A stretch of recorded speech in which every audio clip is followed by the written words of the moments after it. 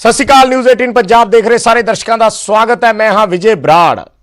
शुरुआत करते हाँ श्रद्धालुओं की खबर तो जिन्हां दी वजह नाल पंजाब दे विच करोना के मामलों के विच एकदम इजाफा होने लग्या है। हालांकि पंजाब सरकार ये जिहड़े श्रद्धालु सी पिछले करीब महीने सवा महीने तो श्री हजूर साहब दे विच फसे हुए सी, इन्हां नूं लैके आई है। पर बहुत सारे श्रद्धालुओं के टेस्ट पॉजिटिव आ रहे ने और एक दिन दे विच अज पंजाब दे विच सिर्फ एक दिन दे विच 100 तो वध मामले सामने आए ने। अज ज्यादातर जिहड़े केस ने वो नांदेड़ साहब तो परते श्रद्धालुओं दे नाल जुड़े ने और एक झटके च पंजाब दा अज आंकड़ा 480 तक पहुंच गया। लुधियाना च सब तो ज्यादा केस 34 नवे मामले अज सामने आए। सिलसिलेवार असीं दस रहे हैं किहड़े शहर च किन्ने मामले अज दे दिन च सामने आए ने। लुधियाना च सब तो ज्यादा 34 नवे केस सारे दे सारे श्रद्धालु ने। अमृतसर च 28 मामले सामने आए।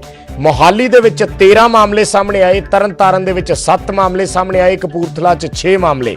गुरदासपुर जलंधर ते मुक्तसर दे विच 3-3 केस ने। संगरूर ते रोपड़ दे विच 2-2 मामले आए ने। मोगा नवांशहर पटियाला ते फिरोजपुर इत्थे एक मामला सामने आया है। सो कुल गिणती पंजाब दे विच अज करोना दे पॉजिटिव मरीजां दी 480 तक पहुंच गई है। एक बार फिर दस दिने 100 तो ज्यादा मामले अज एक दिन दे विच सामने आए ने जिहड़े श्रद्धालु नांदेड़ साहब तो परते ने। और लुधियाना दे विच 34 केस ने जिहड़े श्रद्धालु ने उन्हां दे पॉजिटिव आए ने। अमृतसर दे विच 28 मामले ने। मोहाली दे विच 13 मामले ने। तरनतारन च 7, कपूरथला च 6, गुरदासपुर जलंधर ते मुक्तसर च 3-3 मामले ने। संगरूर ते रोपड़ च 2-2 मामले ने। मोगा नवांशहर पटियाला ते फिरोजपुर इत्थे एक मामला है।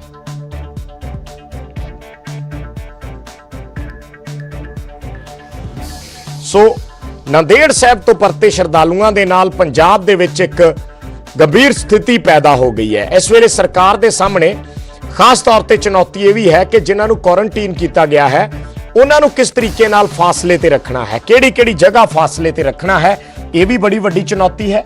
और नाल दी नाल जिहड़े पेशेंट पॉजिटिव आ रहे ने उन्हां दी गिणती नूं लैके हुण अगे हस्पतालां दे विच किस तरीके दे इंतजाम ने और उन्हां दे इलाज दे किस तरीके दे इंतजाम ने, क्योंकि जिस तरीके नाल या जिस रफ्तार दे नाल ये आंकड़ा वधना शुरू होया है उसने एकदम जिहड़ा माहौल है वो बदल दिता है।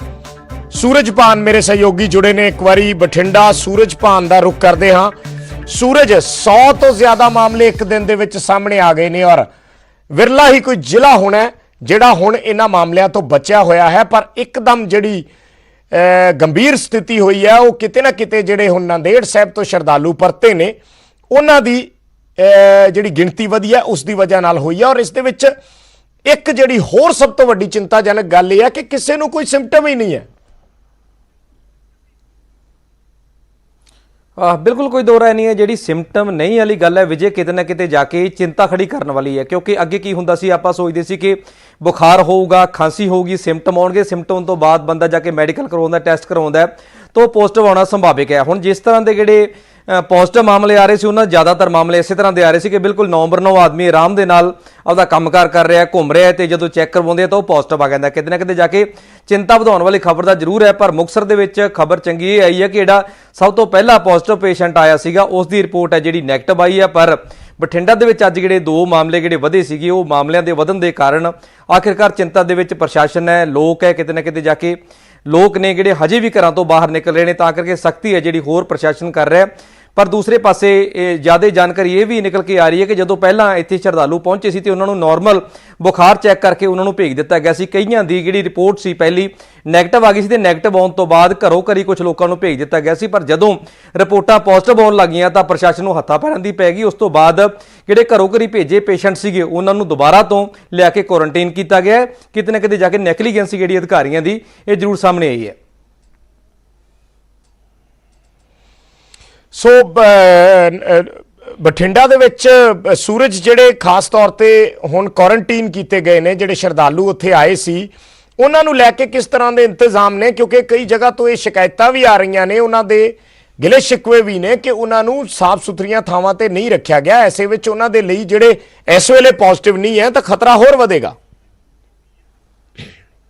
ਬਿਲਕੁਲ ਕੋਈ ਦੋ ਰਾਏ ਨਹੀਂ ਹੈ। ਬਠਿੰਡਾ ਦੇ ਵਿੱਚ ਵੀ ਜਿਸ ਜਗ੍ਹਾ ਤੇ ਇਕਾਂਤਵਾਸ ਇਹਨਾਂ ਲੋਕਾਂ ਨੂੰ ਕੀਤਾ ਹੈ, ਉਹ ਕਮਰੇ ਦੇ ਵਿੱਚ ਕਾਫੀ ਜ਼ਿਆਦਾ ਗਿਣਤੀ ਦੇ ਵਿੱਚ ਲੋਕ ਨੇ। ਉਹ ਲੋਕਾਂ ਦਾ ਇਹੀ ਕਹਿਣਾ ਹੈਗਾ, ਇੱਕ ਦੋਵਾਂ ਨਾਲ ਸਾਡੀ ਗੱਲਬਾਤ ਵੀ ਹੋਈ ਸੀ, ਹਾਲਾਂਕਿ ਉਹ ਕਹਿ ਰਹੇ ਸੀ ਕਿ ਸਾਡੇ ਕੋਲ ਇੰਤਜ਼ਾਮ ਹੈ ਜਿਸ ਤਰ੍ਹਾਂ ਦੇ, ਉਸ ਤਰ੍ਹਾਂ ਦੇ ਇੰਤਜ਼ਾਮ ਨਹੀਂ ਹੈ। ਜੇ 15 ਬੰਦਿਆਂ ਦੀ ਗੱਲ ਕੀਤੀ ਜਾਵੇ, 14 ਤੋਂ 15 ਇੱਕ ਜਗ੍ਹਾ ਤੇ ਬੰਦੇ ਰੁਕੇ ਹੋਏ ਸੀ। ਖੁਦਾ ਨਾ ਖਾਸਤਾ ਅਗਰ ਇਹਨਾਂ ਚੋਂ ਇੱਕ ਦੀ ਰਿਪੋਰਟ ਪੋਜ਼ਿਟਿਵ ਆਉਂਦੀ ਹੈ ਤਾਂ 15 ਨੂੰ ਉਹਨਾਂ ਦਾ ਖਤਰਾ ਹੋ ਸਕਦਾ। ਇਸ ਤਰ੍ਹਾਂ ਦੇ ਇੰਤਜ਼ਾਮ ਹੈ ਜਿਹੜੇ ਬਠਿੰਡਾ ਦੇ ਵਿੱਚ ਹੈ, ਜਿਨ੍ਹਾਂ ਲੋਕਾਂ ਦੇ ਨਾਲ ਸਾਡੀ ਫਿਲਹਾਲ ਗੱਲਬਾਤ ਕਿਸੇ ਉਹਨਾਂ ਦੇ ਰਿਲੇਟਿਵ ਨੇ ਫੋਨ ਤੇ ਕਰਾਈ ਸੀ। ਹਾਲਾਂਕਿ ਬਠਿੰਡਾ ਦੇ ਵਿੱਚ ਸਿਰਫ 2 ਹੀ ਹੈਗੇ ਤੱਕ ਜਿਹੜੇ ਪੋਜ਼ਿਟਿਵ ਨੇ, ਪਰ ਜਿਹੜੇ ਉਹਦੇ ਲਿੰਕਡ ਸੀਗੇ, ਜਿਹੜੇ ਘਰ ਦੇ ਸੀ, ਉਹ ਵੀ ਕਿਤੇ ਨਾ ਕਿਤੇ ਜਾ ਕੇ ਉਸ ਪੇਸ਼ੈਂਟ ਨੂੰ ਮਿਲਣ ਆਏ ਸੀ ਜਿਹੜਾ ਬਠਿੰਡਾ ਦਾ ਪੋਜ਼ਿਟਿਵ ਆਦਮੀ ਆਇਆ।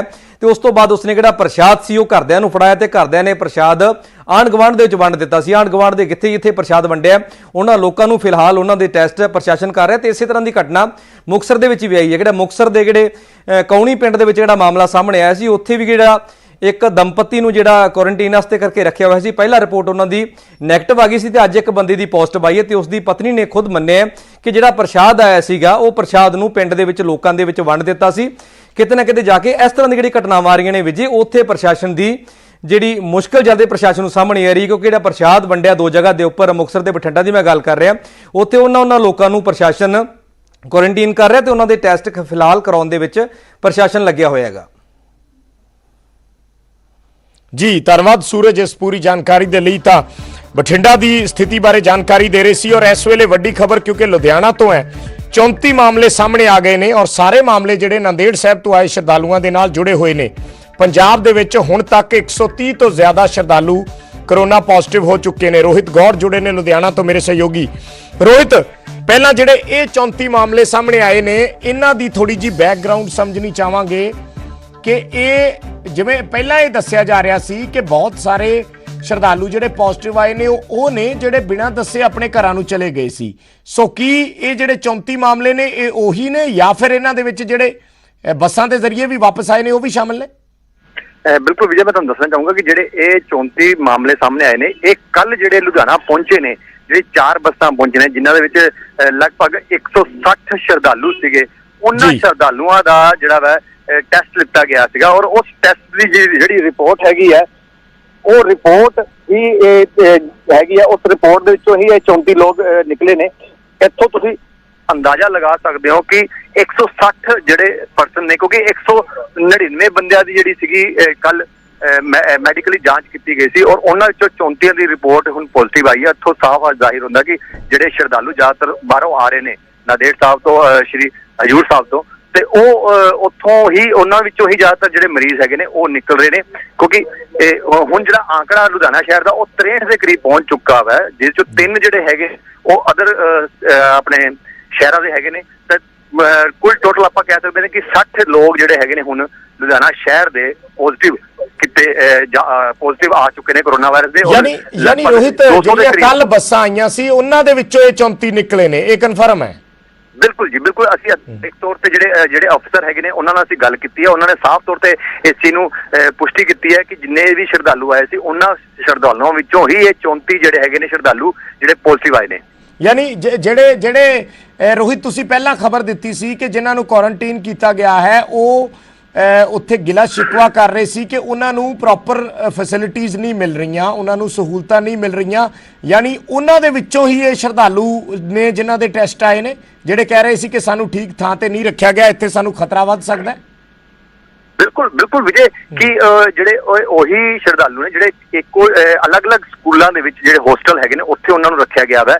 ਲੁਧਿਆਣਾ ਦੇ 3 ਜਗ੍ਹਾ ਦੇ ਉੱਤੇ ਇਹਨਾਂ ਨੂੰ ਕੁਆਰੰਟਾਈਨ ਕੀਤੇ ਗਏ ਨੇ ਜਿਹੜੇ ਸ਼ਰਧਾਲੂ ਹੈ ਅਲੱਗ-ਅਲੱਗ ਜਗ੍ਹਾ ਤੇ, ਕਿਉਂਕਿ 160 ਦੇ ਕਰੀਬ ਇਹ ਸ਼ਰਧਾਲੂ ਹੈਗੇ ਨੇ ਤੇ 3 ਜਗ੍ਹਾ ਤੇ ਇਹਨਾਂ ਨੂੰ 3 ਹਿੱਸਿਆਂ 'ਚ ਵੰਡਿਆ ਗਿਆ ਵਾ ਔਰ ਤਿੰਨੋਂ ਹਿੱਸਿਆਂ ਦੇ ਵਿੱਚ ਜਿਹੜੇ ਇਹਨਾਂ ਦੀ ਦੇਖਭਾਲ ਦੀ ਜਿਹੜੀ ਪ੍ਰਸ਼ਾਸਨ ਦੀ ਜ਼ਿੰਮੇਵਾਰੀ ਸੀਗੀ ਉਹ ਪੁਖਤਾ ਨਹੀਂ ਦੇਖਣ ਨੂੰ ਮਿਲੀ। ਕਿਉਂਕਿ ਜਿਹੜੇ ਸ਼ਰਧਾਲੂਆਂ ਨੇ ਨਿਊਜ਼ 18 ਨੂੰ ਗੁਹਾਰ ਲਗਾਈ ਹੈ, ਉਹਨਾਂ ਨੇ ਆਪਣੇ ਅੰਦਰੋਂ ਵੀਡੀਓ ਬਣਾ ਕੇ ਭੇਜੀਆਂ ਸਾਨੂੰ ਔਰ ਖੁਦ ਉਹਨਾਂ ਨੇ ਇੰਟਰਵਿਊ ਵੀ ਦਿੱਤੀਆਂ ਮੋਬਾਈਲ ਦੇ ਥਰੂ। ਉਹਨਾਂ ਨੇ ਸਾਨੂੰ ਜਿਹੜੀ ਵੀਡੀਓਜ਼ ਭੇਜੀਆਂ ਉਹਨਾਂ ਵਿੱਚ ਉਹਨਾਂ ਨੇ ਖੁਦ ਕਿਹਾ ਵਾ ਕਿ ਜਿਸ ਤਰੀਕੇ ਨਾਲ ਸਾਡੇ ਨਾਲ ਇੱਥੇ ਸਾਨੂੰ ਰੱਖਿਆ ਜਾ ਰਿਹਾ ਵਾ ਉਹ ਬੜੀ ਹੀ ਖਸਤਾ ਹਾਲਤ ਹੈਗੀ ਹੈ। ਨਾ ਤਾਂ ਪੀਣ ਵਾਸਤੇ ਪਾਣੀ ਮਿਲ ਰਿਹਾ ਸਹੀ ਤਰੀਕੇ ਦਾ ਔਰ ਨਾ ਹੀ ਖਾਣਾ ਖਾਣ ਵਾਸਤੇ ਮਿਲ ਰਿਹਾ ਵਾ ਔਰ ਗੰਦਗੀ ਕੁਝ ਇਸ ਕਦਰ ਹੈਗੀ ਹੈ ਕਿ ਜੇ ਅਗਰ ਕੋਈ ਬੰਦਾ ਬਿਮਾਰ, ਕੋਈ ਸ਼ਖਸ ਬਿਮਾਰ ਨਹੀਂ ਹੈਗਾ ਤਾਂ ਉਹ ਵੀ ਬਿਮਾਰ ਹੋ ਸਕਦਾ ਵਾ। ਤੇ ਇਸ ਚੀਜ਼ ਨੂੰ ਲੈ ਕੇ ਹੁਣ ਉਹ ਸਾਫ਼ ਤੌਰ ਤੇ ਉਹ ਕਹਿ ਰਹੇ ਨੇ ਕਿ ਜੇਕਰ ਹੁਣ ਜਿਸ ਤਰੀਕੇ ਨਾਲ 34 ਸ਼ਰਧਾਲੂ ਨਿਕਲੇ ਨੇ, ਹੁਣ ਉਹ 34 ਸ਼ਰਧਾਲੂ ਉਹਨਾਂ ਲੋਕਾਂ ਦੇ ਵਿੱਚ ਹੀ ਹੈਗੇ ਨੇ। ਉਹਨਾਂ ਲੋਕਾਂ ਨੂੰ ਇੱਕ ਹਾਲ ਕਮਰੇ ਦੇ ਵਿੱਚ ਰੱਖਿਆ ਗਿਆ ਵਾ ਤੇ ਹੁਣ ਉਹ ਕਿਉਂਕਿ ਉੱਥੇ ਕੋਈ ਸੋਸ਼ਲ ਡਿਸਟੈਂਸ ਵੀ ਮੇਨਟੇਨ ਨਹੀਂ ਕੀਤਾ ਜਾ ਰਿਹਾ।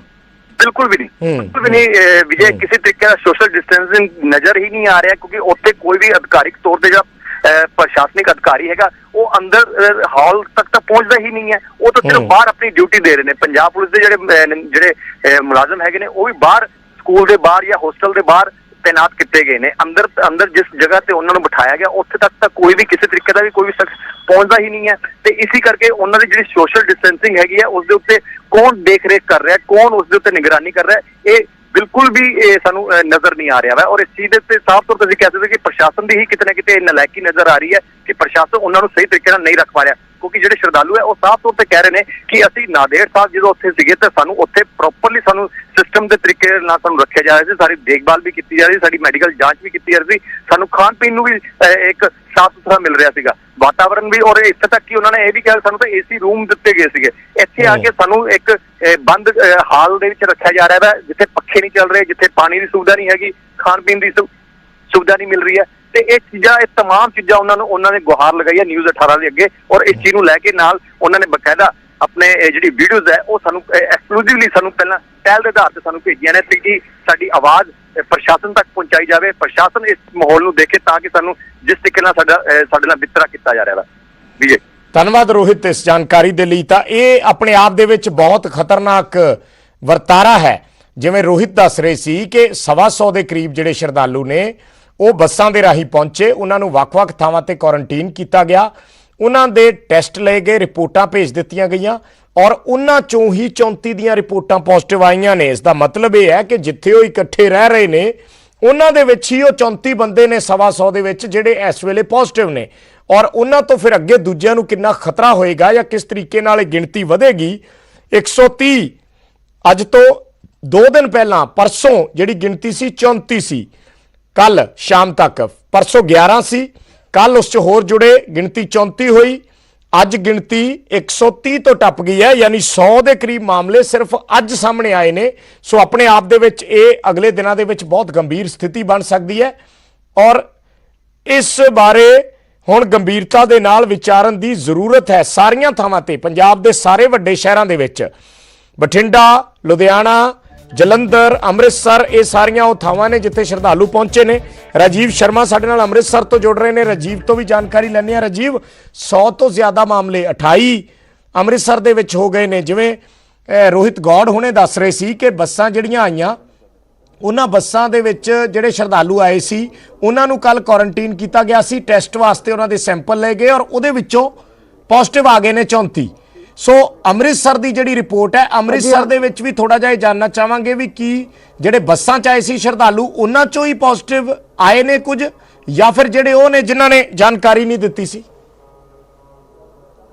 ਅਜੀ ਵਿਜੇ, ਦੇਖੋ ਪਹਿਲਾਂ ਸਰਕਾਰ ਵੱਲੋਂ ਇਹੀ ਗੱਲ ਕਹੀ ਜਾ ਰਹੀ ਸੀ ਕਿ ਜਿਨ੍ਹਾਂ ਲੋਕਾਂ ਨੂੰ ਸਰਕਾਰ ਵੱਲੋਂ ਬੱਸਾਂ ਦੇ ਵਿੱਚ ਲਿਆਂਦਾ ਗਿਆ ਉਹਨਾਂ ਦੇ ਟੈਸਟ ਕੀਤੇ ਜਾ ਰਹੇ ਨੇ। ਪਰ ਮੇਰੇ ਨਾਲ ਇਸ ਵੇਲੇ ਕੈਬਨਿਟ ਮੰਤਰੀ ਸੁਖਜਿੰਦਰ ਸਿੰਘ ਰੰਧਾਵਾ ਵੀ ਨੇ, ਤਾਂ ਸਰਕਾਰ ਦਾ ਇਸ ਬਾਰੇ ਕੀ ਪੱਖ ਹੈ ਮੈਂ ਉਹ ਵੀ ਜਾਣਨ ਦੀ ਕੋਸ਼ਿਸ਼ ਕਰਦਾ। ਰੰਧਾਵਾ ਸਾਹਿਬ, ਲਗਾਤਾਰ ਜਿਹੜੇ ਕੇਸ ਵਧ ਰਹੇ ਨੇ, ਖਾਸ ਕਰਕੇ ਜਿਹੜੇ ਸ਼ਰਧਾਲੂ ਹਜ਼ੂਰ ਸਾਹਿਬ ਤੋਂ ਵਾਪਸ ਆ ਰਹੇ, ਤਾਂ ਸਰਕਾਰ ਤੇ ਵੀ ਕਈ ਤਰ੍ਹਾਂ ਦੇ ਸਵਾਲ ਖੜੇ ਹੋ ਰਹੇ। ਤੁਸੀਂ ਇਸ ਸਾਰੇ ਮਾਹੌਲ ਨੂੰ ਦੇਖਦੇ ਹੋਏ ਤੁਹਾਡੀ ਕੀ ਪ੍ਰਤੀਕਿਰਿਆ ਸਰਕਾਰ ਵੱਲੋਂ? ਉੱਥੇ ਜਿਹੜਾ ਉਹਨਾਂ ਨੇ ਕਿਹਾ ਜਦੋਂ ਚੱਲੇ ਨੇ ਉਹਨਾਂ ਕਿਹਾ ਕਿ ਇੱਥੇ ਇਹਨਾਂ ਦੇ ਟੈਸਟ ਕੀਤੇ ਗਏ ਔਰ ਠੀਕ ਨੇ, ਤੇ ਜਿਹੜੇ ਸਾਡੇ ਨਾਲ ਗਏ ਸੀ ਉੱਥੇ ਡਾਕਟਰਸ ਉਹਨਾਂ ਨੇ ਟੈਂਪਰੇਚਰ ਉਹਨਾਂ ਦਾ ਦੇਖਿਆ, ਉਸ ਵੇਲੇ ਉਹਨਾਂ ਦੇ ਜਿਹੜੇ ਟੈਂਪਰੇਚਰ ਠੀਕ ਸੀ। ਬੱਸਾਂ 'ਚ ਬੈਠੇ ਨੇ ਤੇ ਲੈ ਕੇ ਆਏ, ਜਦੋਂ ਇੱਥੇ ਆ ਕੇ ਉਹਨਾਂ ਨੂੰ ਦੁਬਾਰਾ ਟੈਸਟ ਕੀਤੇ ਗਏ ਉਹਦੇ 'ਚ ਕਾਫੀ ਜਿਹੜੇ ਨੇ ਸੰਗਤ ਦੇ ਉਹਨਾਂ ਦੇ ਜਿਹੜੇ ਪੋਜ਼ਿਟਿਵ ਆ ਰਹੇ ਨੇ। ਸਾਡੇ ਗੁਰਦਾਸਪੁਰ 'ਚ ਵੀ ਜਿਹੜੇ 3 ਸੀਗੇ ਉਹ ਆਏ ਨੇ, ਬਾਕੀਆਂ ਦੇ ਕਾਫੀ ਜਿਹੜੇ ਨੇ ਉਹਨਾਂ ਦੇ ਟੈਸਟ ਨੈਗੇਟਿਵ ਵੀ ਵਿੱਚੋਂ ਆਏ ਨੇ।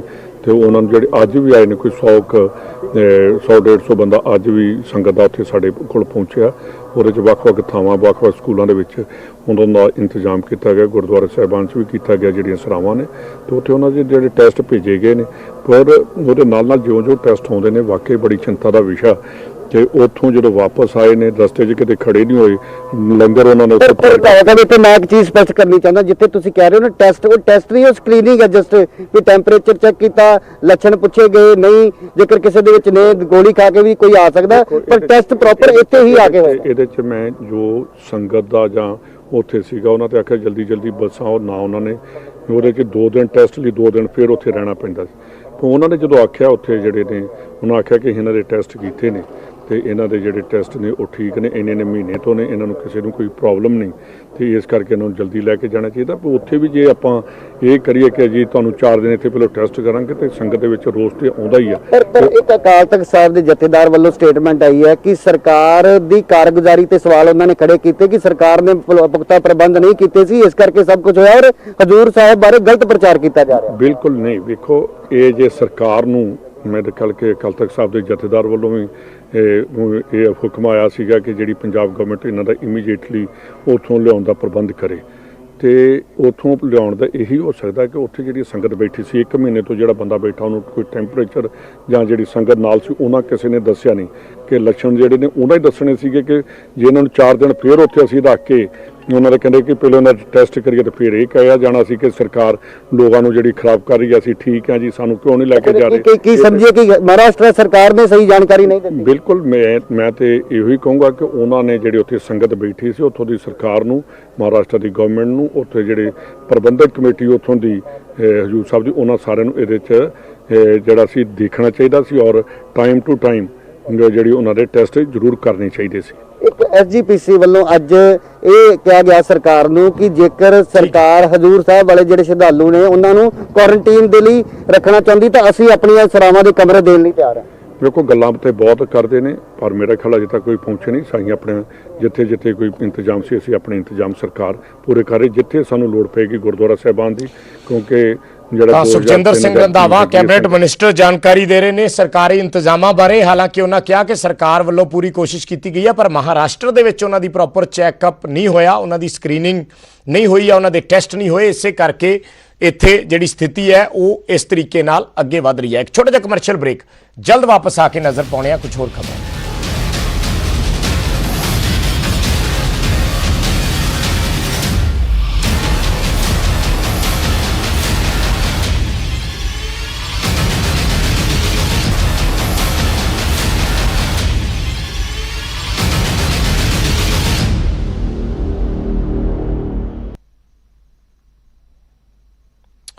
ਤਾਂ ਨੰਦੇੜ ਸਾਹਿਬ ਤੋਂ ਪਰਤੇ ਸ਼ਰਧਾਲੂਆਂ ਦੇ ਕਰੋਨਾ ਪੋਜ਼ਿਟਿਵ ਆਉਣ ਤੇ ਸ਼੍ਰੀ ਅਕਾਲ ਤਖਤ ਸਾਹਿਬ ਦੇ ਜਥੇਦਾਰ ਹੈਰਾਨੀ ਜਤਾਈ ਹੈ। ਉਹਨਾਂ ਕਿਹਾ ਕਿ ਜਮਾਤੀਆਂ ਵਾਂਗ ਸਿੱਖਾਂ ਨੂੰ ਬਦਨਾਮ ਕੀਤਾ ਜਾ ਰਿਹਾ ਹੈ। ਅਕਾਲ ਤਖਤ ਦੇ ਜਥੇਦਾਰ ਨੇ ਪੰਜਾਬ ਸਰਕਾਰ ਦੀ ਲਾਪਰਵਾਹੀ ਇਸ ਨੂੰ ਦੱਸਿਆ ਹੈ। ਉਹਨਾਂ ਕਿਹਾ ਹੈ ਕਿ ਪੰਜਾਬ ਸਰਕਾਰ ਦੀ ਲਾਪਰਵਾਹੀ ਹੈ ਤੇ ਹੁਣ ਜ਼ਿੰਮੇਵਾਰੀ ਜਿਹੜੀ ਹੈ ਉਹ ਸ਼ਰਧਾਲੂਆਂ ਦੇ ਸਿਰ ਮੜੀ ਜਾ ਰਹੀ ਹੈ। ਟੈਸਟਿੰਗ ਮਸ਼ੀਨ ਤੇ ਵੀ ਜਥੇਦਾਰ ਨੇ ਸਵਾਲ ਚੱਕੇ ਨੇ। ਸੋ ਅਕਾਲ ਤਖਤ ਸਾਹਿਬ ਦੇ ਜਥੇਦਾਰ ਨੇ ਇਸ ਤੇ ਹੈਰਾਨੀ ਜਤਾਈ ਹੈ ਔਰ ਉਹਨਾਂ ਕਿਹਾ ਹੈ ਕਿ ਸ਼ਰਧਾਲੂਆਂ ਨੂੰ ਜਮਾਤੀਆਂ ਵਾਂਗ ਬਦਨਾਮ ਕੀਤਾ ਜਾ ਰਿਹਾ ਹੈ ਜਦਕਿ ਲਾਪਰਵਾਹੀ ਪੰਜਾਬ ਸਰਕਾਰ ਦੀ ਹੈ। ਪੰਜਾਬ ਸਰਕਾਰ ਵੱਲੋਂ ਪੂਰੀ ਤਰ੍ਹਾਂ ਇੰਤਜ਼ਾਮ ਨਹੀਂ ਕੀਤੇ ਗਏ, ਉਹਨਾਂ ਦੇ ਉੱਥੇ ਟੈਸਟਿੰਗ ਨਹੀਂ ਹੋਈ, ਉਹਨਾਂ ਨੂੰ ਪੰਜਾਬ ਲਿਆਂਦਾ ਗਿਆ ਔਰ ਨਾਲ ਦੀ ਨਾਲ ਉਹਨਾਂ ਵੱਲੋਂ ਟੈਸਟਿੰਗ ਮਸ਼ੀਨਾਂ ਤੇ ਵੀ ਸਵਾਲ ਚੱਕੇ ਗਏ ਨੇ।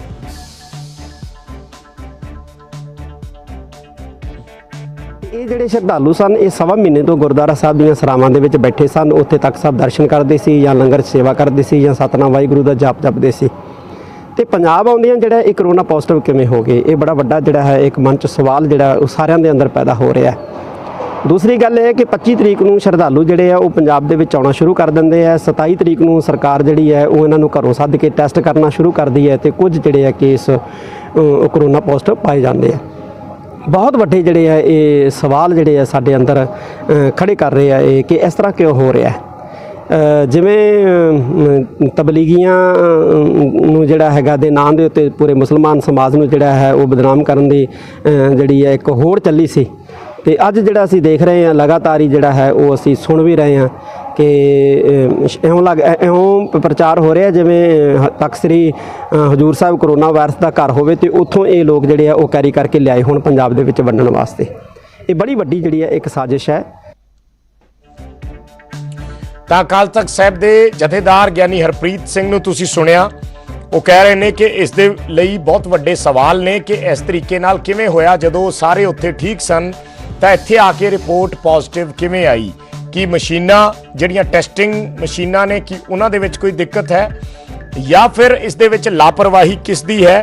ਕਿਵੇਂ ਉਹ ਸਾਰੇ ਜਿਹੜੇ ਸ਼ਰਧਾਲੂ ਨੇ ਉਹ ਪੋਜ਼ਿਟਿਵ ਹੋਏ ਔਰ ਕਿਸ ਤਰੀਕੇ ਨਾਲ ਇਹ ਜਿਹੜੀ ਗੱਲ ਨਿਕਲ ਕੇ ਸਾਹਮਣੇ ਆ ਰਹੀ ਹੈ ਜਾਂ ਸਰਕਾਰ ਜਿਹੜੀ ਗੱਲ ਕਹਿ ਰਹੀ ਹੈ ਕਿ ਇਸ ਵਜ੍ਹਾ ਨਾਲ ਸਥਿਤੀ ਵਿਗੜੀ ਹੈ। ਸੋ ਕਿਤੇ ਨਾ ਕਿਤੇ ਇਹ ਇੱਕ ਕਿਹਾ ਜਾ ਰਿਹਾ ਕਿ ਜਿਵੇਂ ਅਕਾਲ ਤਖਤ ਸਾਹਿਬ ਦੇ ਜਥੇਦਾਰ ਕਹਿ ਰਹੇ ਨੇ ਕਿ ਜਿਵੇਂ ਤਬਲੀਗੀ ਜਮਾਤ ਦਾ ਜ਼ਿਕਰ ਹੋਇਆ ਸੀ ਉਸੇ ਤਰੀਕੇ ਨਾਲ ਸ਼ਰਧਾਲੂਆਂ ਦਾ ਜ਼ਿਕਰ ਕੀਤਾ ਜਾ ਰਿਹਾ ਤੇ ਉਹਨਾਂ ਨੂੰ ਬਦਨਾਮ ਕਰਨ ਦੀ ਇਹ ਕੋਸ਼ਿਸ਼ ਹੈ।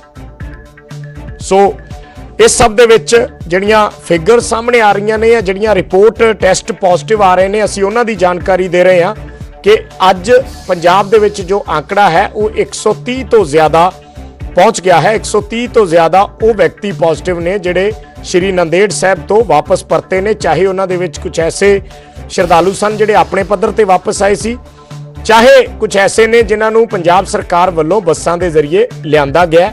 ਹੁਣ ਉਹਨਾਂ ਨੂੰ ਹਾਲਾਂਕਿ ਕੁਆਰੰਟਾਈਨ ਵੀ ਕੀਤਾ ਗਿਆ ਪਰ ਜਦੋਂ ਟੈਸਟ ਲਏ ਜਾ ਰਹੇ ਨੇ ਤਾਂ ਟੈਸਟ ਉਹਨਾਂ ਦੇ ਪੋਜ਼ਿਟਿਵ ਆ ਰਹੇ ਨੇ।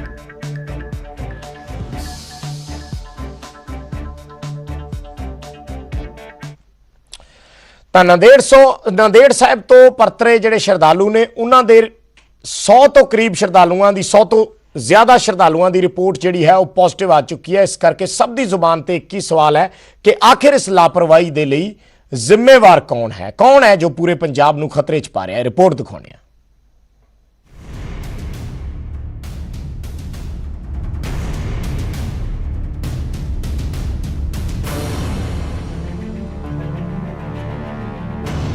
ਤਿੰਨ ਸੌ ਸ਼ਰਧਾਲੂ ਸਭ ਤੋਂ ਵੱਡਾ ਖਤਰਾ। ਕਿੱਥੇ ਨੇ ਪੰਜਾਬ ਪਹੁੰਚੇ 300 ਸ਼ਰਧਾਲੂ? ਪੰਜਾਬ 'ਚ ਵੱਧਦੇ ਮਾਮਲਿਆਂ ਦਾ ਜ਼ਿੰਮੇਵਾਰ ਕੌਣ?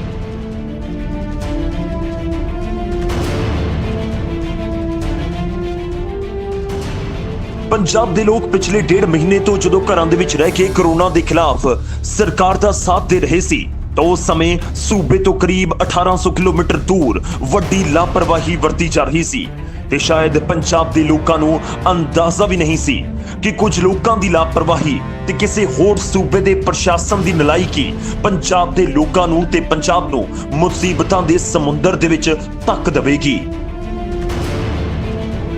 ਨੰਦੇੜ ਸਾਹਿਬ ਤੋਂ ਪਰਤ ਰਹੇ ਸ਼ਰਧਾਲੂ ਪੰਜਾਬੀਆਂ ਦੇ ਮੱਥੇ ਦੀਆਂ ਲਕੀਰਾਂ ਨੂੰ ਗੂੜਾ ਕਰ ਰਹੇ ਨੇ।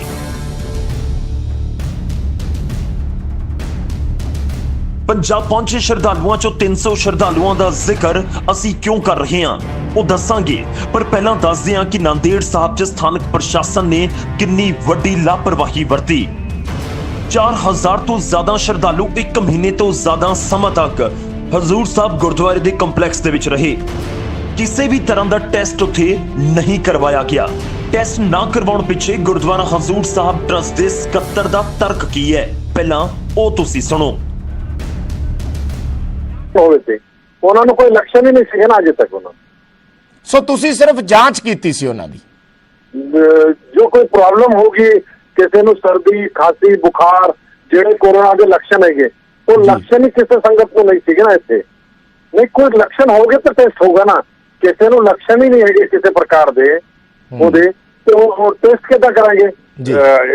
125 ਕਰੋੜ ਦਾ ਦੇਸ਼ ਹੈਗਾ, ਉਹਦੇ ਵੀ ਸਾਰਿਆਂ ਦੇ ਟੈਸਟ ਥੋੜੀ ਹੋਣ ਲੱਗੇ। ਕਿਸੇ ਨੂੰ ਕਿਸੇ ਪ੍ਰਕਾਰ ਦਾ ਲੱਛਣ ਹੋਵੇ ਤਾਂ ਇਹ ਟੈਸਟ ਹੋਊਗਾ ਨਾ। ਜਿਨ੍ਹਾਂ ਨੂੰ ਨੰਦੇੜ ਸਾਹਿਬ ਦੇ ਵਿੱਚ ਲੱਛਣ ਨਹੀਂ ਦਿਖ ਰਹੇ ਸੀ ਤਾਂ ਉਹ ਪੰਜਾਬ ਆ ਕੇ ਕਿਵੇਂ ਧੜਾ-ਧੜ ਕਰੋਨਾ ਦੇ ਪੋਜ਼ਿਟਿਵ ਨਿਕਲ ਰਹੇ ਨੇ? ਸਕੱਤਰ ਦਾ ਬਿਆਨ ਇਸ ਕਰਕੇ ਵੀ ਹਜ਼ਮ ਕਰਨਾ ਔਖਾ ਹੈ ਕਿਉਂਕਿ ਸਵਾਲ ਇਹੋ ਹੈ ਕਿ ਕਰੀਬ 40 ਦਿਨ ਤੱਕ 4000 ਤੋਂ ਜ਼ਿਆਦਾ ਲੋਕ ਨੰਦੇੜ ਸਾਹਿਬ ਦੇ ਵਿੱਚ ਰਹੇ ਕਿ ਕਿਸੇ ਇੱਕ ਨੂੰ ਵੀ ਇੰਨੇ ਦਿਨਾਂ 'ਚ ਖੰਘ ਜ਼ੁਕਾਮ ਜੋ ਬੁਖਾਰ ਨਹੀਂ ਹੋਇਆ। ਕਿਸੇ ਬੱਚੇ ਨੂੰ ਵੀ ਨਹੀਂ, ਕਿਸੇ ਬਜ਼ੁਰਗ ਨੂੰ ਵੀ ਨਹੀਂ, ਕਿਸੇ ਮਹਿਲਾ ਨੂੰ ਵੀ ਨਹੀਂ। ਪਿਛਲੇ 40 ਦਿਨ 45 ਦਿਨ ਤੋਂ ਇੱਥੇ ਸੰਗਤ ਹੈਗੀ। ਕਿਸੇ ਨੂੰ ਵੀ ਇੱਕ ਵੀ ਸੰਗਤ ਤੋਂ ਪੁੱਛ ਲਓ ਤੁਸੀਂ, ਹਰ ਇੱਕ ਸੰਗਤ ਦੇ ਸਟੇਟਮੈਂਟ ਲਓ, ਕਿਸੇ ਨੂੰ ਕਿਸੇ ਪ੍ਰਕਾਰ ਦੀ ਕੋਈ ਤਕਲੀਫ ਨਹੀਂ ਸੀਗੀ। ਅਣਗਹਿਲੀ ਸਿਰਫ ਟੈਸਟ ਨਾ ਕਰਵਾਉਣ ਤੱਕ ਹੀ ਸੀਮਿਤ ਨਹੀਂ ਸੀ ਬਲਕਿ ਉਸ ਤੋਂ ਵੀ ਵੱਡੀ ਲਾਪਰਵਾਹੀ ਵਰਤੀ ਗਈ ਉੱਥੋਂ ਦੇ ਸਥਾਨਕ ਪ੍ਰਸ਼ਾਸਨ ਦੇ ਵੱਲੋਂ। ਜਦੋਂ ਪੰਜਾਬ ਤੇ ਮਹਾਰਾਸ਼ਟਰ ਦੀ ਸਰਕਾਰ ਦੇ ਵੱਲੋਂ ਮਨਜ਼ੂਰੀ ਦੇ ਦਿੱਤੀ ਗਈ ਤਾਂ ਸੈਂਕੜੇ ਲੋਕ ਆਪਣੇ ਹੀ ਪੱਧਰ ਉੱਤੇ ਪੰਜਾਬ ਰਵਾਨਾ ਹੋ ਗਏ ਤੇ ਇਹਨਾਂ ਦੀ ਗਿਣਤੀ ਸੀ ਕਰੀਬ 300 ਜੋ ਵੱਖ-ਵੱਖ ਸੂਬਿਆਂ ਤੋਂ ਹੁੰਦੇ ਹੋਏ ਪੰਜਾਬ ਵੱਲ ਨਿਕਲੇ। ਤਾਂ ਸਵਾਲ ਇਹੀ ਹੈ ਕਿ ਉੱਥੇ ਪ੍ਰਸ਼ਾਸਨ ਦੇ ਵੱਲੋਂ ਕਿਉਂ ਨਹੀਂ ਰੋਕਿਆ ਗਿਆ? ਕੀ ਕੋਈ ਮਨਜ਼ੂਰੀ ਉਹਨਾਂ ਨੂੰ ਦਿੱਤੀ ਗਈ ਸੀ ਜਾਂ ਦਿਖਾਈ ਗਈ? 11 ਪਹਿਲਾਂ ਤੇ ਫਿਰ 17 ਘੱਟ ਤੋਂ ਘੱਟ 300 ਦੇ ਕਰੀਬ ਲੋਕ ਹੀ ਗਏ ਸੀ। 300 ਦੇ ਕਰੀਬ ਆਪਣੇ ਪੱਧਰ ਤੇ ਗਏ ਨੇ ਪੰਜਾਬ। ਹਾਂ, ਆਪਣੇ ਪੱਧਰ ਤੇ 300 ਦੇ ਵੱਧ ਵੀ ਹੋ ਸਕਦਾ, ਘੱਟ ਵੀ ਹੋ ਸਕਦਾ। ਤਰਨਤਾਰਨ ਅਤੇ ਕਪੂਰਥਲਾ ਪਹੁੰਚੇ ਸ਼ਰਧਾਲੂਆਂ ਦੇ ਟੈਸਟ ਪੋਜ਼ਿਟਿਵ ਆਉਣ ਤੋਂ ਬਾਅਦ ਕੁਝ ਤਾਂ ਲੋਕਾਂ ਦਾ ਖੁਲਾਸਾ ਹੋ ਗਿਆ, ਪਰ ਬਾਕੀ ਕਿਵੇਂ, ਕਦੋਂ ਘਰ ਪਹੁੰਚੇ, ਪੰਜਾਬ ਸਰਕਾਰ ਦੇ ਕੋਲ ਕੋਈ ਵੀ ਅੰਕੜਾ ਨਹੀਂ ਹੈ। ਤੇ ਜੇਕਰ ਉਹ ਘਰ ਪਰਤ ਚੁੱਕੇ ਹੋਣਗੇ ਅਤੇ ਆਪਣੇ ਪਰਿਵਾਰਾਂ ਦੇ ਨਾਲ ਹੋਣਗੇ ਤਾਂ ਸਥਿਤੀ ਪੰਜਾਬ ਦੀ ਕੀ ਹੋ ਸਕਦੀ ਹੈ, ਸੋਚ ਕੇ ਵੀ ਡਰ ਲੱਗਦਾ ਹੈ। ਪਰ ਸਵਾਲ ਸਿਰਫ ਮਹਾਰਾਸ਼ਟਰ ਦੀ ਸਰਕਾਰ ਜਾਂ ਪ੍ਰਸ਼ਾਸਨ ਤੇ ਹੀ ਨਹੀਂ, ਸਵਾਲ ਤਾਂ ਪੂਰੇ ਸਿਸਟਮ ਉੱਤੇ ਹੈ। ਸਵਾਲ ਹੈ ਕਿ ਕਿਤੇ ਸ਼ਰਧਾਲੂਆਂ ਨੂੰ ਵਾਪਸ ਲਿਆਉਣ ਦੇ ਵਿੱਚ ਬਹੁਤ ਜ਼ਿਆਦਾ ਦੇਰ ਤਾਂ ਨਹੀਂ ਕਰ ਦਿੱਤੀ ਗਈ ਕਿ ਕੇਂਦਰ, ਪੰਜਾਬ ਤੇ ਮਹਾਰਾਸ਼ਟਰ ਦੇ ਵਿੱਚ ਵੱਖ-ਵੱਖ ਪਾਰਟੀ ਦੀਆਂ ਸਰਕਾਰਾਂ ਹੋਣ ਕਾਰਨ ਦੇਰ ਹੋਈ, ਯਾਨੀ ਸਿਆਸਤ ਬਣੀ ਦੇਰ ਦੀ ਵਜ੍ਹਾ। ਸਵਾਲ ਤਾਂ ਇਹ ਵੀ ਹੈ ਕਿ ਸ਼ੁਰੂਆਤੀ ਦਿਨਾਂ ਦੇ ਵਿੱਚ ਸ਼ਰਧਾਲੂਆਂ ਨੂੰ ਸਿੱਧਾ ਘਰ ਭੇਜਣ ਦਾ ਫੈਸਲਾ ਕਿ ਹੁਣ ਘਾਤਕ ਤਾਂ ਸਾਬਤ ਨਹੀਂ ਹੋ ਰਿਹਾ। ਖੈਰ, ਸਵਾਲਾਂ ਦੀ ਭਰਮਾਰ ਦੇ ਵਿਚਾਲੇ ਹੁਣ ਸਾਡੇ ਪੰਜਾਬ ਨੂੰ ਦੁਆਵਾਂ ਦੀ ਦਰਕਾਰ ਹੈ, ਕਿਉਂਕਿ ਸ਼ਰਧਾਲੂਆਂ ਦੀ ਰਿਪੋਰਟਾਂ ਪੰਜਾਬ ਸਣੇ ਪੂਰੇ ਦੇਸ਼ ਨੂੰ ਡਰਾ ਰਹੀਆਂ ਨੇ। Bureau report, news 18 Punjab.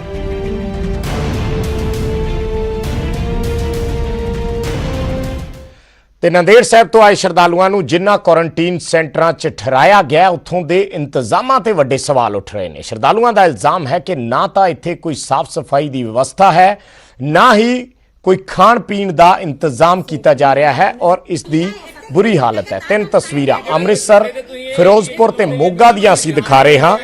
ਤਿੰਨਾਂ ਥਾਵਾਂ ਤੇ ਜਿਹੜੇ ਕੁਆਰੰਟੀਨ ਸੈਂਟਰਾਂ ਦੇ ਵਿੱਚ ਇਹਨਾਂ ਸ਼ਰਧਾਲੂਆਂ ਨੂੰ ਰੱਖਿਆ ਗਿਆ ਹੈ, ਉੱਥੇ ਸਵਾਲ ਚੱਕੇ ਜਾ ਰਹੇ ਨੇ ਕਿ ਨਾ ਇੱਥੇ ਕੋਈ ਖਾਣ ਪੀਣ ਦਾ ਪ੍ਰਬੰਧ ਹੈ, ਨਾ ਨਹਾਉਣ ਧੋਣ ਦਾ ਪ੍ਰਬੰਧ ਹੈ, ਨਾ ਸਾਫ਼ ਸਫਾਈ ਦਾ ਪ੍ਰਬੰਧ ਹੈ, ਨਾ ਕੋਈ ਮੱਛਰਾਂ ਤੋਂ ਬਚਾਅ ਦਾ ਪ੍ਰਬੰਧ ਹੈ।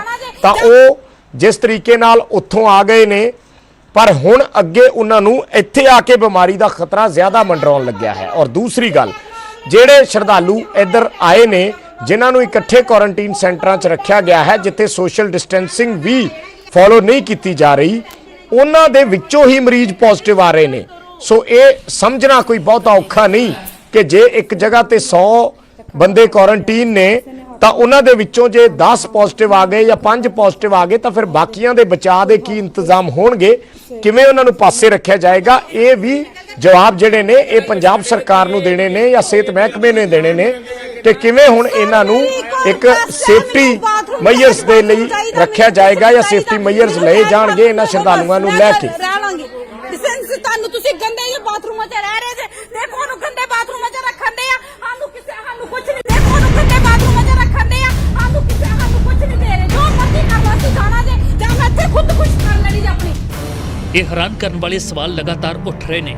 ਕਾਰਨ ਦਮ ਤੋੜ ਦੀਆਂ ਸਿਹਤ ਸਹੂਲਤਾਂ ਨੇ, ਕਦੇ ਗੰਦੀ ਐਂਬੂਲੈਂਸ ਤੇ ਕਦੇ ਗੰਦੇ ਕੁਆਰੰਟੀਨ ਸੈਂਟਰ। ਸਰਕਾਰ ਦੇ ਦਾਅਵੇ ਫੇਰ ਹੁੰਦੇ ਦਿਖਾਈ ਦਿੰਦੇ ਨੇ। ਹਜੂਰ ਸਾਹਿਬ ਤੋਂ ਆਏ ਸ਼ਰਧਾਲੂਆਂ ਦੇ ਨਾਲ ਪੰਜਾਬ ਦੇ ਵਿੱਚ ਕੋਰੋਨਾ ਦੇ ਮਾਮਲੇ ਵਧੇ, ਜ਼ਿਆਦਾਤਰ ਸ਼ਰਧਾਲੂਆਂ ਨੂੰ ਕੁਆਰੰਟੀਨ ਕੀਤਾ ਗਿਆ ਤਾਂ ਜੋ ਕੋਰੋਨਾ ਨੇੜੇ ਨਾ ਆਵੇ। ਪਰ ਇਹ ਕੁਆਰੰਟੀਨ ਸੈਂਟਰ ਖੁਦ ਬਿਮਾਰ ਨੇ।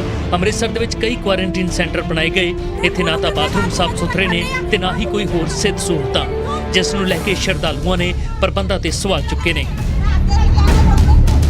ਬੇਨਤੀ ਕੀਤੀ ਜਾ ਰਹੀ ਹੈ ਕਿ ਇੱਥੇ ਰਿਕੁਐਸਟ ਕੀਤੀ ਜਾ ਰਹੀ ਹੈ, ਇੱਥੇ ਕੋਈ ਰੂਮ ਦੀ ਸਫਾਈ ਨਹੀਂ ਹੈ, ਕੋਈ ਕੁਝ ਨਹੀਂ ਹੈ, ਕੋਈ ਇਹਨਾਂ ਦੇ ਸਾਡੇ ਵਿੱਚ ਕੋਈ ਸੈਂਸ ਨਹੀਂ ਹੈਗਾ, ਇਹਨਾਂ ਨੂੰ ਕੁਝ ਨਹੀਂ ਹੈਗਾ। ਘਰ ਆਣ ਕੇ ਰੂਮਾਂ ਦੇ ਇੱਥੇ ਆਣ ਕੇ ਰੂਮਾਂ ਦੀ ਸਫਾਈ ਦੇਖੋ, ਕਿਸੇ ਤਰ੍ਹਾਂ ਦੀ ਰੂਮ ਦੀ ਸਫਾਈ ਨਹੀਂ ਹੈ। ਇੱਥੋਂ ਤੱਕ ਕਿ ਇਹਨਾਂ ਨੂੰ ਕਿਸੇ ਦੇ ਨਾਲ ਕੋਈ ਲੈਣਾ ਦੇਣਾ ਨਹੀਂ। ਜਾਂ ਟੈਸਟ ਲੈਣੇ ਤੇ ਟੈਸਟ ਲੈ ਕੇ ਸਾਨੂੰ ਘਰਾਂ ਨੂੰ ਭੇਜਿਆ ਜਾਵੇ। ਇੱਥੇ ਤਾਂ ਸਗੋਂ ਗੰਦਗੀ 'ਚ ਅਸੀਂ ਮਰ ਜਾਵਾਂਗੇ। ਅਸੀਂ ਤੁਹਾਡੇ ਅੱਗੇ ਹੱਥ ਜੋੜ ਕੇ ਬੇਨਤੀ ਕਰਦੇ ਕਿ ਸਾਨੂੰ ਘਰਾਂ 'ਚ ਭੇਜਿਆ ਜਾਵੇ ਟੈਸਟ ਲੈਣ ਸਾਡੇ। ਫਿਰੋਜ਼ਪੁਰ ਦੇ ਵਿੱਚ ਤਾਂ ਵੱਡੀ ਲਾਪਰਵਾਹੀ ਕਰ ਦਿੱਤੀ ਗਈ। ਜਿੱਥੇ ਸ਼ਰਧਾਲੂਆਂ ਨੂੰ ਕੁਆਰੰਟੀਨ ਕੀਤਾ ਗਿਆ ਸੀ, ਉਹ ਇੱਕ ਹੋਸਟਲ ਸੀ ਅਤੇ ਇਸ ਹੋਸਟਲ ਦੇ ਵਿੱਚ ਕੁਝ ਵਿਦਿਆਰਥੀ ਵੀ ਰੁਕੇ ਹੋਏ ਨੇ। ਵਿਦਿਆਰਥੀ ਤੇ ਸ਼ਰਧਾਲੂ ਇੱਕੋ ਥਾਂ ਤੋਂ ਪਾਣੀ ਭਰਦੇ ਨੇ, ਜਿਸ ਦੇ ਨਾਲ ਵਿਦਿਆਰਥੀ ਪਰੇਸ਼ਾਨ ਨੇ ਅਤੇ ਉਹਨਾਂ ਵਿੱਚ ਕੋਰੋਨਾ ਨੂੰ ਲੈ ਕੇ ਸਹਿਮ ਦਾ ਮਾਹੌਲ ਬਣ ਗਿਆ ਹੈ। ਆਈਸੋਲੇਸ਼ਨ ਦਾ ਮਤਲਬ ਕੀ ਹੁੰਦਾ ਹੈ? ਵੀ ਸਾਰਿਆਂ ਨੂੰ ਇਕੱਠ ਝੁੰਡ 'ਚ ਵੜ ਦੋ ਭੇਡਾਂ ਵਾਂਗੂ, ਇਹ ਆਈਸੋਲੇਸ਼ਨ ਹੁੰਦੀ ਹੈ। ਸੋ ਬੇਨਤੀ ਹੈ ਸਾਡੀ ਪ੍ਰਸ਼ਾਸਨ ਜ਼ਰੂਰ ਮਦਦ ਕਰੇ। ਆ ਵੇਖੋ ਨਾਲ ਬਜ਼ੁਰਗ ਮਾਈਆਂ ਨੇ ਵਿਚਾਰੀਆਂ। ਆ ਵੇਖੋ ਸੰਗਤ ਕਹਿ ਰਹੀ ਆ ਵੀ ਅਸੀਂ ਚੰਗੇ ਭਲੇ ਆਏ ਆ ਇੱਥੋਂ। ਚੰਗੇ ਭਲੇ ਸਾਰੀ ਸੰਗਤ ਚੰਗੀ ਭਲੀ ਆਈ ਆ। ਕਿਸੇ ਨੂੰ ਕਿਸੇ ਕਿਸਮ ਦੀ ਕੋਈ ਪ੍ਰੋਬਲਮ ਹੈ ਸੰਗਤ ਜੀ? ਕੋਈ ਨਹੀਂ ਸਾਨੂੰ ਕੋਈ 40 ਦਿਨ ਅਸੀਂ ਹਜੂਰ ਸਾਹਿਬ ਰਹਿ ਕੇ ਆ ਗਏ, ਬਸ ਸਿਰ ਦਰਦ ਨਹੀਂ ਕੀਤਾ। ਲੁਧਿਆਣਾ ਵਿੱਚ ਵੀ ਸਿਹਤ ਵਿਭਾਗ ਦੇ ਦਾਅਵੇ ਖੋਖਲੇ ਦਿਖਾਈ ਦਿੱਤੇ। ਸਿਵਲ ਹਸਪਤਾਲ ਦੇ ਵਿੱਚ ਸ਼ਰਧਾਲੂਆਂ ਨੇ ਹੰਗਾਮਾ ਕਰ ਦਿੱਤਾ ਅਤੇ ਹਸਪਤਾਲ ਦੇ ਵਿੱਚ ਦੇਖਭਾਲ ਨਾ ਹੋਣ ਦੇ ਇਲਜ਼ਾਮ ਲਾਏ। ਜਿਹੜੇ ਕੁਆਰੰਟਾਈਨ ਕੀਤੇ ਹਜੂਰ ਸਾਹਿਬ ਤੋਂ ਜਿਹੜੀ ਸੰਗਤ ਆਈ ਹੈ, ਜਿਨ੍ਹਾਂ ਨੂੰ ਪਹਿਲਾਂ ਤਾਂ ਨਲਾਇਕੀ ਕੀਤੀ ਸਰਕਾਰ ਦੀ ਕਿ ਉਹਨਾਂ ਨੂੰ ਘਰ ਭੇਜਤਾ, ਬਾਅਦ ਚ ਕੁਆਰੰਟਾਈਨ ਕੀਤਾ। ਚਲੋ ਜੇ ਆ ਗਏ ਸੀ ਤੇ ਉਹਨਾਂ ਦਾ ਹਾਲਾਤ ਤੁਸੀਂ ਦੇਖੋ ਵੀ ਜਿੱਥੇ ਵੱਖਰੇ ਵੱਖਰੇ ਸੈਂਟਰ ਬਣਾ ਕੇ ਜਿੱਥੇ ਉਹਨਾਂ ਨੂੰ ਰੱਖਿਆ, ਕਿੰਨੇ ਗੰਦੇ ਹਾਲਾਤਾਂ 'ਚ ਰੱਖਿਆ। ਗੰਦਾ ਪਾਣੀ ਵਾਟਰ ਕੂਲਰ ਦਿੱਤਾ ਗਿਆ ਜਿਹੜਾ ਪੀਣ ਵਾਲਾ ਪਾਣੀ ਹੈ, ਤੇ ਜ਼ਮੀਨ ਤੇ ਬਿਠਾਏ ਹੋਏ ਆ ਬੱਚਿਆਂ ਦੇ ਸਮੇਤ ਲੋਕੀ ਬੈਠੇ ਹੋਏ ਆ। ਅਜਿਹੀਆਂ ਤਸਵੀਰਾਂ ਮੋਗਾ ਤੋਂ ਵੀ ਸਾਹਮਣੇ ਆਈਆਂ। ਇੱਥੇ ਵੀ ਸ਼ਰਧਾਲੂਆਂ ਨੇ ਪ੍ਰਬੰਧਾਂ ਤੇ ਵੱਡੇ ਸਵਾਲ ਖੜੇ ਕੀਤੇ ਨੇ।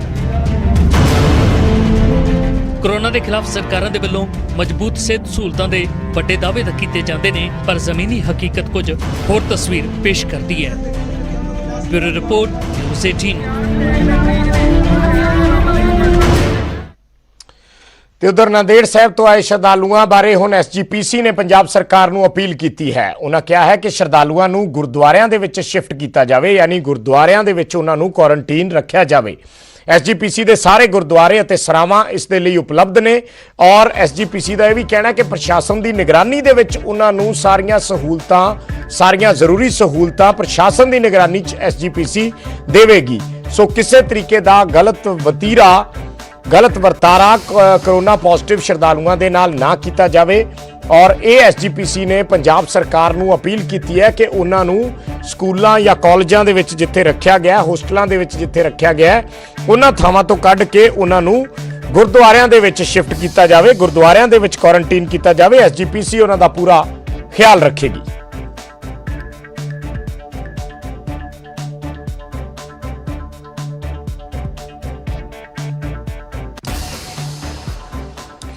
ਤੇ ਕੋਰੋਨਾ ਨੂੰ ਮਾਤ ਦੇਣ ਲਈ ਲਾਏ ਗਏ ਕਰਫਿਊ ਦੇ ਵਿਚਾਲੇ ਪੰਜਾਬ ਦੇ ਵਿੱਚ ਸਿਆਸਤ ਵੀ ਸਿਖਰਾਂ ਤੇ ਹੈ। ਕੱਲ ਪੰਜਾਬ ਦੇ ਵਿੱਚ ਵੱਡਾ ਸਿਆਸੀ ਘਮਾਸਾਨ ਦੇਖਣ ਨੂੰ ਮਿਲੇਗਾ।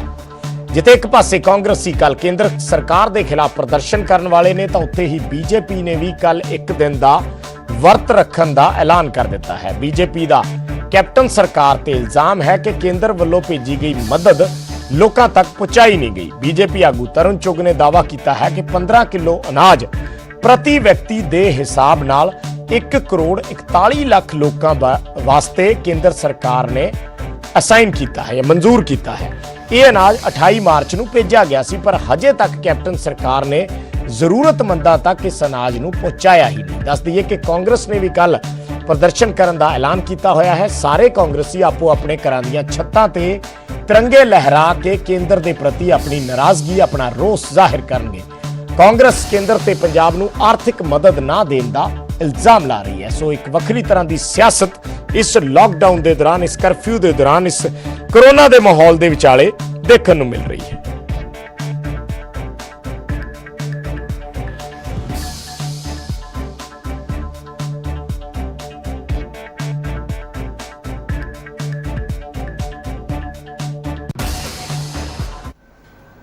ਪੰਜਾਬ ਦੀ ਭਾਰਤੀ ਜਨਤਾ ਪਾਰਟੀ ਨੇ ਪ੍ਰਦੇਸ਼ ਅਧਿਕਸ਼ ਅਸ਼ਵਨੀ ਸ਼ਰਮਾ ਦੀ ਅਧਿਕਸ਼ਤਾ 'ਚ ਫੈਸਲਾ ਕੀਤਾ ਕਿ ਅਸੀਂ ਭਾਰਤੀ ਜਨਤਾ ਪਾਰਟੀ ਦਾ ਇੱਕ ਕਾਰਜਕਰਤਾ ਉਹਨਾਂ ਗਰੀਬਾਂ ਦੀ ਆਵਾਜ਼ ਬਣੇਗਾ, ਕਿਉਂਕਿ ਪੰਜਾਬ ਦੇ ਅੰਦਰ ਕੋਰੋਨਾ ਦੇ ਕਾਰਨ, ਮਹਾਮਾਰੀ ਦੇ ਕਾਰਨ ਕਰਫਿਊ ਚੱਲ ਰਿਹਾ, ਲੇਕਿਨ ਮਹਾਮਾਰੀ 'ਚ ਲੜਨ ਵਾਸਤੇ ਕੇਂਦਰ ਸਰਕਾਰ ਨੇ ਅਨਾਜ ਭੇਜਿਆ।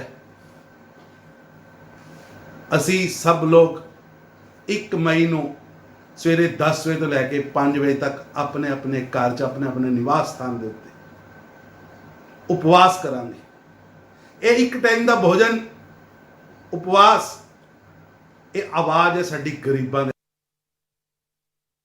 ਇੱਕ ਤਾਂ ਕੇਂਦਰ ਸਰਕਾਰ ਪੰਜਾਬ ਦੇ ਨਾਲ ਮਤਰੇਈ ਮਾਲ ਵਿਵਹਾਰ ਕਰ ਰਹੀ ਹੈ। ਅੱਜ ਸਾਰੇ ਸੂਬੇ ਜਿੱਥੇ ਕੇਂਦਰ ਸਰਕਾਰ ਕਨੀ ਦੇਖ ਰਹੇ ਹੈ, ਉੱਥੇ ਪੰਜਾਬ ਵੀ ਆਪਣਾ ਹੱਕ ਮੰਗ ਰਿਹਾ ਹੈ, ਜਿਸ ਹੱਕ ਨੂੰ ਲੈ ਕੇ ਅਸੀਂ 20 ਤਰੀਕ ਨੂੰ ਜੈਕਾਰਾ ਜੇ ਘੋਸ਼ ਲਾਏ ਸੀਗੇ। ਪਰ ਮੈਨੂੰ ਲੱਗਦਾ ਹੈ ਕਿ ਉਹਦਾ ਅਸਰ ਇੱਥੇ ਇਸ ਸਰਕਾਰ ਦੇ ਕੰਨਾਂ ਤੇ ਕੋਈ ਜੂ ਨਹੀਂ ਰਹੇਗੀ।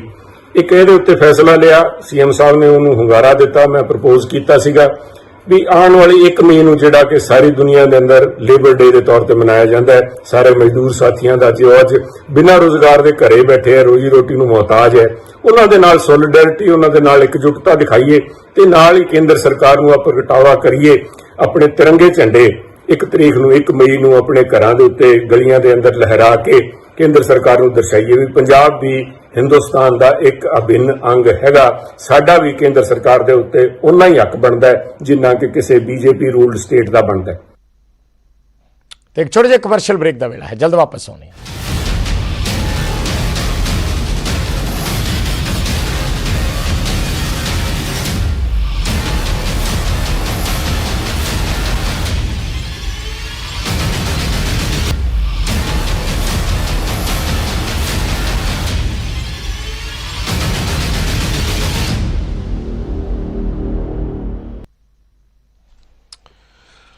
ਤੇ ਲਾਕਡਾਊਨ ਨੇ ਮਜ਼ਦੂਰਾਂ ਨੂੰ ਵੱਡੀ ਪਰੇਸ਼ਾਨੀ ਦੇ ਵਿੱਚ ਪਾ ਦਿੱਤਾ ਹੈ। ਰੋਜ਼ਗਾਰ ਫਿਲਹਾਲ ਕੋਈ ਨਹੀਂ, ਨਾ ਰੋਟੀ ਦਾ ਇੰਤਜ਼ਾਮ ਹੈ, ਨਾ ਘਰ ਵਾਪਸੀ ਦਾ ਕੋਈ ਸਾਧਨ ਹੈ। ਤੇ ਇਸ ਚੁਣੌਤੀਆਂ ਭਰੇ ਸਮੇਂ 'ਚ ਕਈ ਮਜ਼ਦੂਰਾਂ ਨੇ ਪੈਦਲ ਹੀ ਆਪਣੇ ਘਰਾਂ ਨੂੰ ਚਾਲੇ ਪਾਏ ਨੇ ਤਾਂ ਕਈਆਂ ਨੇ ਸਾਈਕਲ ਦਾ ਸਹਾਰਾ ਲਿਆ। ਇੱਕ ਰਿਪੋਰਟ ਦਿਖਾਉਂਦੇ ਹਾਂ।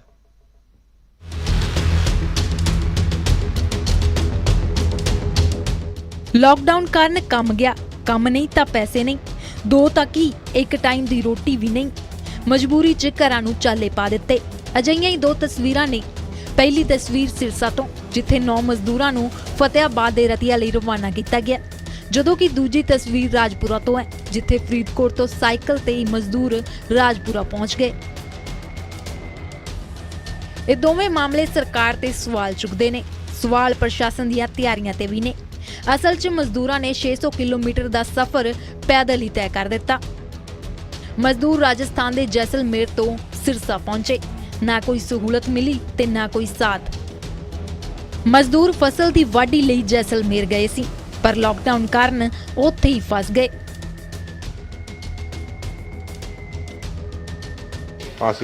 काम करने के लिए थी गए चांदनागंज जैसलमेर के लगे काम कर मजदूरी के लिए।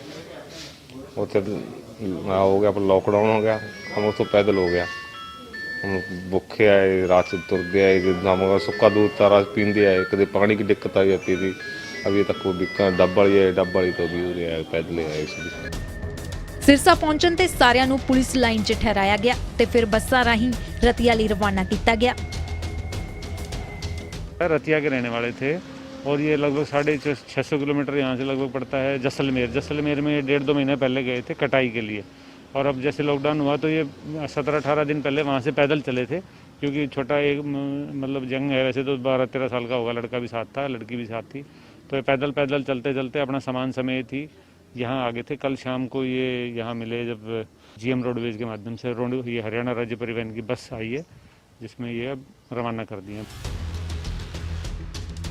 ਦੂਜਾ ਮਾਮਲਾ ਵੀ ਵੱਖਰਾ ਨਹੀਂ। ਮਜ਼ਦੂਰ ਭਾਵੇਂ ਰਾਜਸਥਾਨ 'ਚ ਫਸੇ ਹੋਣ ਜਾਂ ਪੰਜਾਬ 'ਚ, ਹਾਲਾਤ ਇੱਕੋ ਹੀ ਨੇ। ਨਾ ਘੋੜਾ ਹੈ ਨਾ ਗਾੜੀ ਹੈ, ਬਸ ਸਾਈਕਲ ਦੀ ਸਵਾਰੀ ਹੈ। ਜੀ ਹਾਂ, ਫਰੀਦਕੋਟ ਤੋਂ ਮਜ਼ਦੂਰ ਬੱਚਿਆਂ ਤੇ ਔਰਤਾਂ ਦੇ ਨਾਲ ਸਾਈਕਲ ਤੇ ਹੀ ਘਰ ਵਾਪਸੀ ਲਈ ਨਿਕਲ ਪਏ। ਮਜ਼ਦੂਰਾਂ ਨੇ ਉੱਤਰ ਪ੍ਰਦੇਸ਼ ਜਾਣਾ, ਪਰ ਰਾਹ 'ਚ ਰਾਜਪੁਰਾ ਪਹੁੰਚੇ ਤੇ ਆਪਣੀ ਕਹਾਣੀ ਦੱਸੀ। कहाँ से आए हो? फरीदकोट से। कहाँ जाना है आपको? जाना है यूपी। क्या हो गया? काम बंद हो गया साहब। अच्छा। हाँ, और पैसे पूसे खत्म हो गए, फिर अब मुझे चलना पड़ा। हाँ, तो रास्ते में आपको किसी रास्ते में मिले तो थे, मना तो थे किया, लेकिन क्या करें, जाना तो है ही। पैसे जब है नहीं हमारे पास, वहाँ भी खाने भी बचता नहीं थी कुछ। एक दिन मिलता, 10 दिन ऐसे ही रहते। इतने 15-16 लोग हैं। ਸਰਕਾਰ ਨੇ ਭਾਵੇਂ ਕੋਰੋਨਾ ਨੂੰ ਹਰਾਉਣ ਲਈ ਲਾਕਡਾਊਨ ਕੀਤਾ, ਪਰ ਇਸ ਦਾ ਸਭ ਤੋਂ ਵੱਧ ਮਾੜਾ ਅਸਰ ਮਜ਼ਦੂਰਾਂ ਤੇ ਪਿਆ। ਸਵਾਲ ਸਰਕਾਰਾਂ ਤੇ ਉੱਠ ਰਹੇ ਨੇ ਕਿ ਲਾਕਡਾਊਨ ਤੋਂ ਪਹਿਲਾਂ ਮਜ਼ਦੂਰਾਂ ਨੂੰ ਆਪਣੇ ਘਰ ਕਿਉਂ ਨਹੀਂ ਪਹੁੰਚਾਇਆ ਗਿਆ। ਸਿਰਸਾ ਤੋਂ ਨਕੁਲ ਜਸੂਜਾ ਤੇ ਰਾਜਪੁਰਾ ਤੋਂ ਅਮਰਜੀਤ ਸਿੰਘ, ਨਿਊਜ਼ 18 ਪੰਜਾਬ।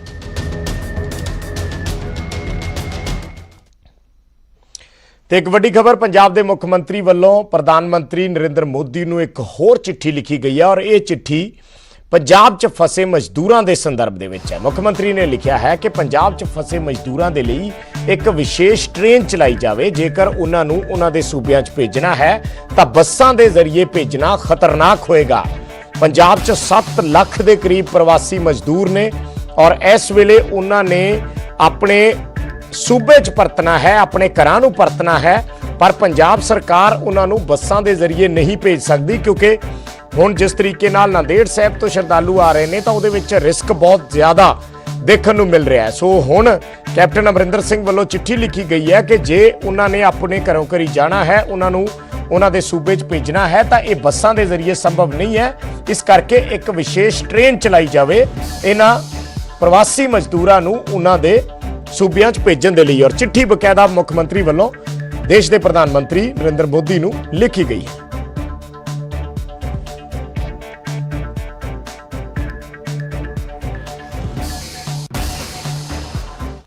ਤੇ ਕਰਫਿਊ ਤੋੜਨ ਵਾਲਿਆਂ ਨੂੰ ਸੂਬੇ ਭਰ 'ਚ ਪੁਲਿਸ ਵੱਖ-ਵੱਖ ਢੰਗ ਨਾਲ ਸਬਕ ਸਿਖਾ ਰਹੀ ਹੈ। ਮੋਹਾਲੀ 'ਚ ਕਰਫਿਊ ਤੋੜਨ ਵਾਲਿਆਂ ਨੂੰ ਪੁਲਿਸ ਵੱਲੋਂ ਸਿਰੋਪਾ ਦੇ ਕੇ ਸਨਮਾਨਿਤ ਕੀਤਾ ਗਿਆ ਤਾਂ ਕਿ ਉਹ ਆਪਣੀ ਗਲਤੀ ਮਹਿਸੂਸ ਕਰਨ। ਇਹ ਮੋਹਾਲੀ ਦੀਆਂ ਤਸਵੀਰਾਂ ਨੇ ਜਿਹੜੇ ਆਪਣੇ ਘਰਾਂ ਦੇ ਬਾਹਰ ਘੁੰਮਦੇ ਨੇ ਜਾਂ ਬਿਨਾਂ ਕੰਮ ਤੋਂ ਬਾਹਰ ਨਿਕਲਦੇ ਨੇ।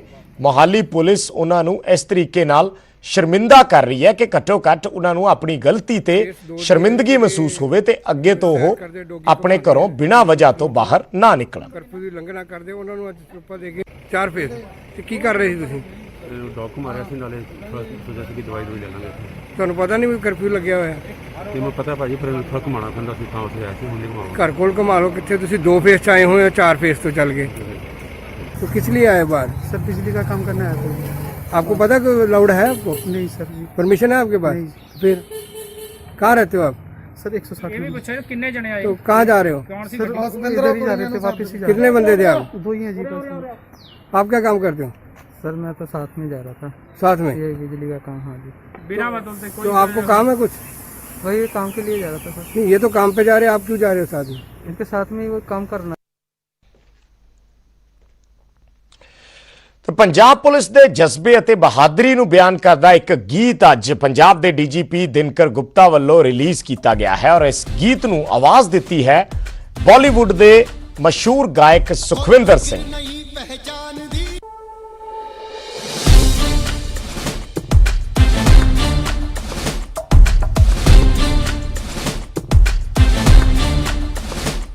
कोई फिक्र नहीं पहचान दी, इत्थे लगी है बाजी जान दी, ना दिन दी फिक्र ना रात दी, गल है दिल दे जज्बात दी। कोई फिक्र नहीं पहचान दी, इत्थे लगी है बाजी जान दी, ना दिन दी फिक्र ना रात दी, गल है दिल दे जज्बात दी। ना दिन नू अखां मिचणियां ते रात नू भी नहीं सोना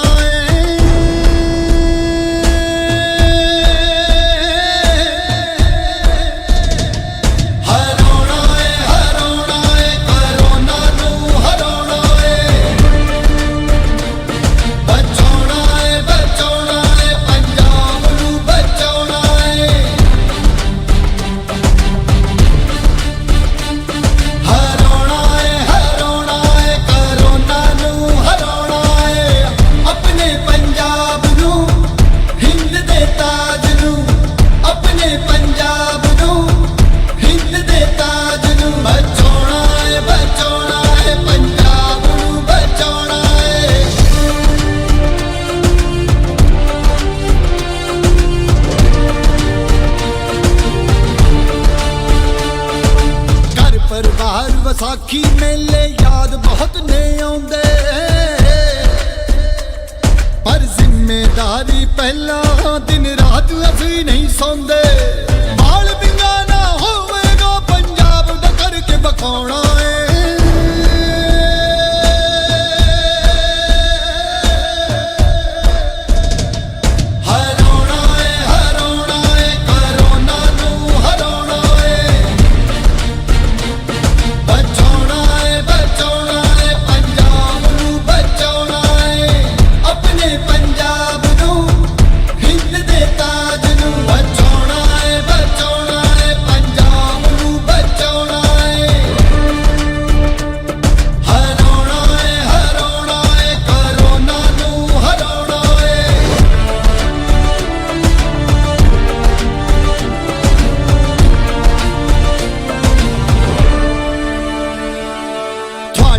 ਹਾਂ ਤੁਹਾਡੀ ਖਾਤਰ ਘਰ ਸੜਕਾਂ ਨੂੰ ਬਣਾ ਲਾਂਗੇ ਭੁੱਖ ਪਿਆਸ ਤਾਂ ਛੱਡੋ ਤਨ ਦੇ ਟੋਟੇ ਵੀ ਕਰਵਾ ਲਾਂਗੇ ਤੁਹਾਡੀ ਖਾਤਰ ਘਰ ਸੜਕਾਂ ਨੂੰ ਬਣਾ ਲਾਂਗੇ ਭੁੱਖ ਪਿਆਸ ਤਾਂ ਛੱਡੋ ਤਨ ਦੇ ਟੋਟੇ ਵੀ ਕਰਵਾ ਲਾਂਗੇ ਹੋ ਜਦ ਤੱਕ ਮਿਟਦਾ ਨਹੀਂ ਹਨੇਰਾ